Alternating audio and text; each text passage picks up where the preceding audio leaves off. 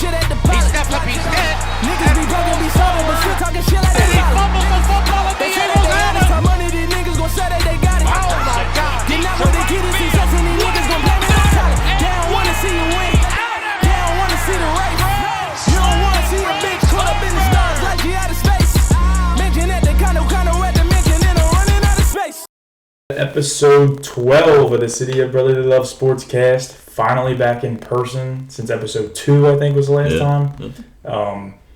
Remember, we're your co-hosts, Dylan and Blake, as usual. Don't forget to send them subscriptions, them likes on Facebook, YouTube, Apple, anything. We're on everything. Spotify finally is fully up, so run that shit up. Fucking, you guys are supporting like crazy, and we love it, even though it's minimal, but it's something. Just throw a shout out there. Shout out Heart of Philly. He's got a fucking bomb-ass shirt coming out. It's going to be all 4 teams. I don't know. He didn't even really post that shit yet, but that shit's going to be fire. So shout out Heart of Philly, Shane Gray. Hit him up. He'll do some work for you if you really want it. So we'll get straight into it, dude.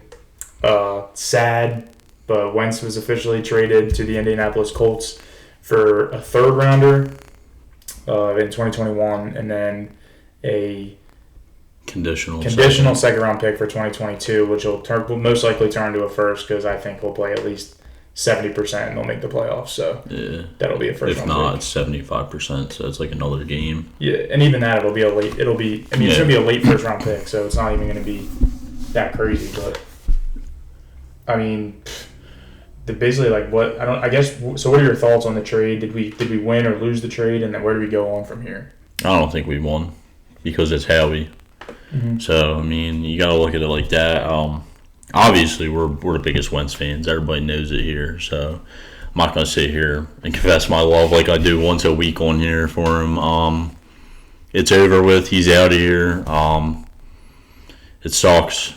I'm actually sad about it. So there's other people who aren't. There's other people who are just happy he's gone. It was something that needed to be done. It seems like a ton of information coming out. So I mean, overall, it sucks, but, you get a 3rd this year. I mean, that helps, but the 2nd, arguably conditionally 1st next year, I mean, it's going to be even if it turns into a 1st, it's going to be a late 1st anyway, which a 1st is better than nothing, but Howie doesn't hit on picks, so there's nothing for me to be hype about. I mean, maybe if he redeems himself with a nice draft this year, I'll be a little more hype, but I doubt it, dude. I don't know, bro. Yeah. And you take on the dead cap hit, and salary is supposed to decrease technically because of the year with COVID and everything. So we're taking on the biggest dead cap hit in history of the NFL. So I mean, it's ridiculous. The contract design was arguably pretty crappy. So yeah, to me, it sucks that we even got to this point.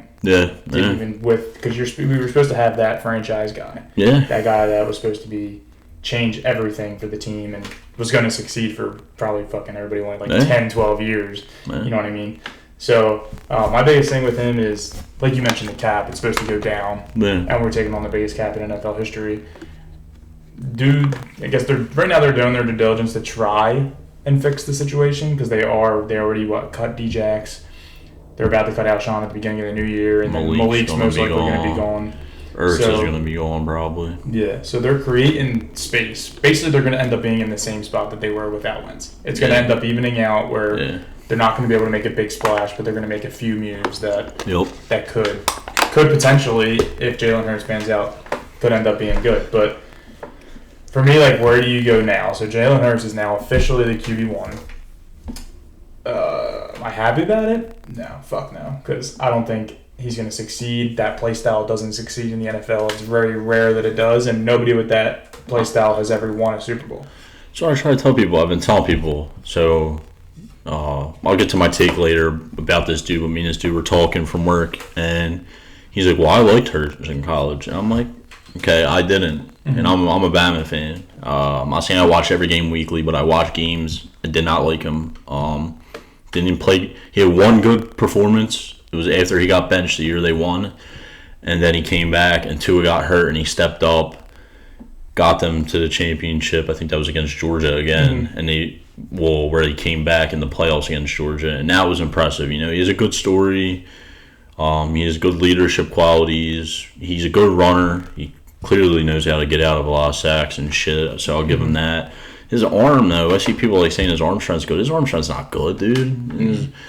He's a rookie. His accuracy's not good, but dude at work was just trying to tell me I'm like, how can you be happy with this going forward? Like, I'm not saying him overall, but just our situation, and there's no confidence from me in him. And I said to him, when has his play style ever won in the NFL except Russell Wilson? He said, you had to go there and say that one. I'm like, yeah, because you only have one option, and that he's even changed his play style. And not even that. And that one option is Russell Wilson, and he played with one of the greatest defenses ever. Mm-hmm. And if you look at that Super Bowl and that run, he played good. He was more of a game manager. Not that I'm saying he literally was, but it seemed like he was more of a game manager than he was, doing what like a Rodgers would do, or even sometimes what a Brady would do, or he didn't do anything special. Like, he wasn't winning it with his legs, and he wasn't winning it with his arms. And then he said, well, what about Steve Young?